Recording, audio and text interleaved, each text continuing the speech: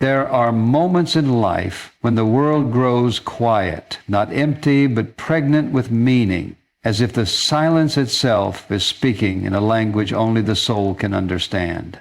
In those sacred pauses between the striving and the stillness, we are being gently reminded, you are never wandering aimlessly.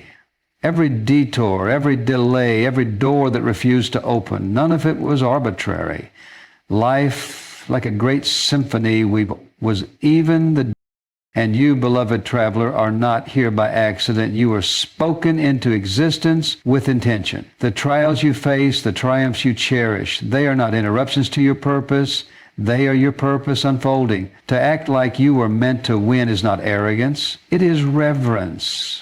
It is walking in quiet confidence, trusting the composer who wrote you into this masterpiece. There are seasons in life that feel like silence, long, stretching, almost unbearable. You pray, but there is no answer. You move, but doors remain shut. You look for signs, and the heavens seem still.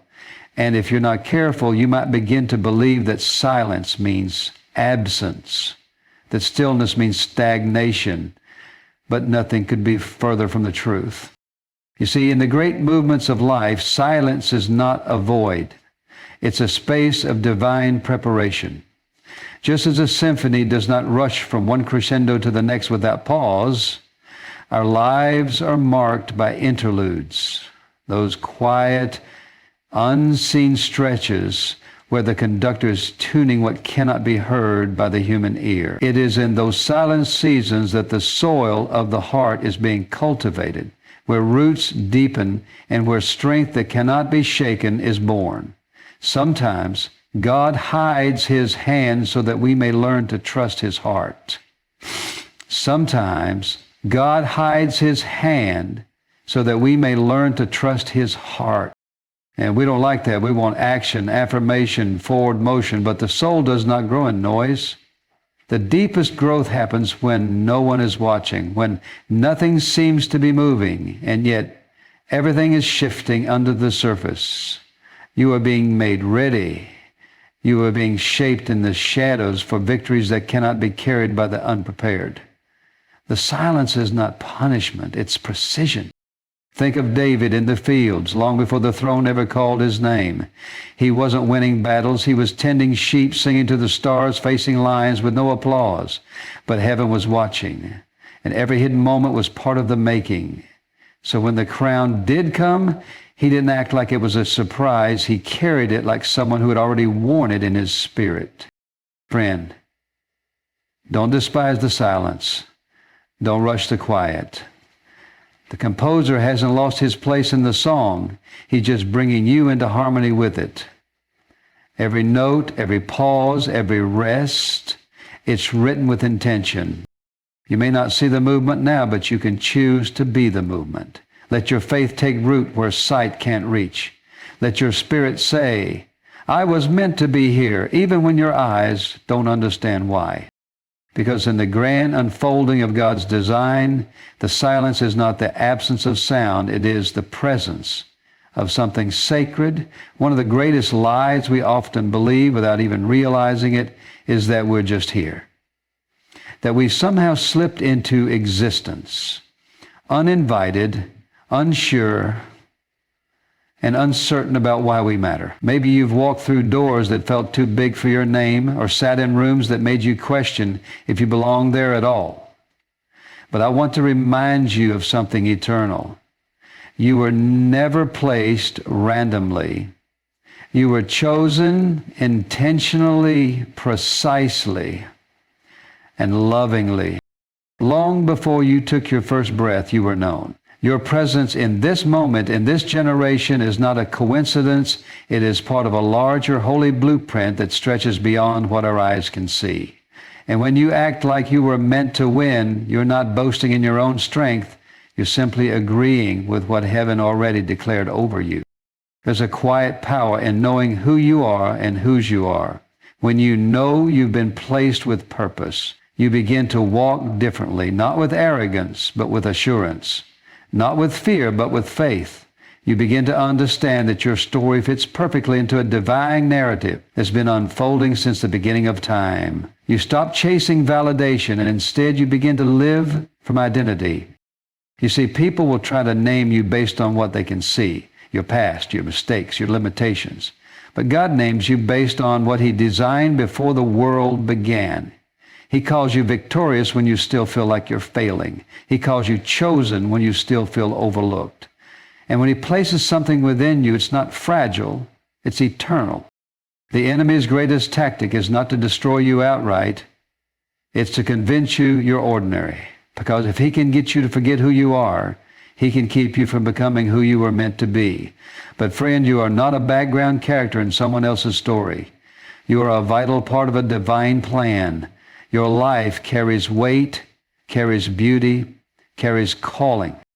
So act like you were meant to win, not because you've earned it, but because you've inherited it. Walk into the room like heaven sent you there. Speak with the authority of someone who knows they are rooted in eternal purpose. You don't have to pretend to be worthy. You already are. Because when God wrote your name into His design, He didn't use a pencil. He carved it in stone. We all know what it's like to face trials. Those moments when life doesn't just knock on your door, it kicks it in. The diagnosis you didn't expect, the job you thought was secure, the relationship that broke, the waiting that never seems to end. And if we're honest, there are times we wonder, if I was really meant to win, why does it feel like I'm always being tested? But trials aren't proof that you're losing. They're proof that something valuable is being refined. When gold goes into the fire, it's not because it's worthless, it's because it's worth the heat. And the same is true of you. God doesn't waste pain. He doesn't allow struggle just for the sake of it. Every challenge is a chisel, shaping you into someone who can carry the weight of the calling on your life. Because if the assignment is great, the preparation has to be deep. You see, victory doesn't always look like applause and open doors. Sometimes victory looks like standing when everything in you wants to run. Sometimes it's having peace in a place that once held fear. It's praising God when there's no evidence, yet just a whisper of hope in your spirit. That kind of strength isn't built on mountaintops. It's built in the valleys, in the places no one else sees. And friend, don't believe the lie that because you're struggling, you're off course. In fact, many times the resistance is a sign that you're exactly where you're supposed to be. The enemy doesn't fight what doesn't threaten him. So if you're feeling the weight of opposition, it may just mean there's something powerful on the other side of your obedience. Think about this. Jesus, the very Son of God, was not spared from suffering. He walked through betrayal, rejection, agony, and yet none of it diminished His purpose. It fulfilled it. That same principle is true in your life. The pain doesn't cancel the promise. It confirms that it's real. So when trials come, and they will, don't shrink. Don't second guess your worth or your calling. Lean in. Let the fire refine you, not define you. Let it purify, not petrify. God is doing something in you that couldn't be done any other way, something sacred, something eternal. You are meant to rise through it because you're not being punished, you're being prepared. Life has a rhythm to it, a sacred tempo. And sometimes when we don't understand that rhythm, we confuse stillness with failure and slow progress with defeat. But hear me, God isn't rushed. He's never behind. And He's not asking you to sprint through life. He's inviting you to move with Him like a dance. We live in a world that tells us to push harder, move faster, do more, but the Spirit of God often whispers, wait, rest, walk with me. There's a holy pace to the life of faith, and when you start to walk in step with that divine rhythm, you begin to experience a peace that doesn't make sense to the world. A peace that comes not from reaching every goal, but from knowing you are being guided by a hand you can trust. You weren't meant to race your way to purpose. You were meant to become it, one step at a time. Think of how Jesus moved throughout His life. Never rushed, never frantic. He was always exactly where He needed to be, even when others thought He was late. He didn't let pressure dictate his steps. He moved with purpose, with peace, with precision. And if the Son of God wasn't in a hurry, why are we? Sometimes in our desperation to get somewhere fast, we end up stepping outside of alignment. We start to force what was meant to flow, but God's will doesn't need to be forced. It unfolds, and when you trust that, when you lean into it, life begins to feel less like a battle to be won and more like a dance to be joined. Dancers don't just memorize steps. They feel the music. They stay close to the one who's leading. That's what faith looks like, staying so in tune with the Spirit that even when the path doesn't make sense, you can still move with confidence because you trust the one who sees the whole stage. Acting like you were meant to win doesn't mean charging through every door. It means discerning which ones were never yours to begin with.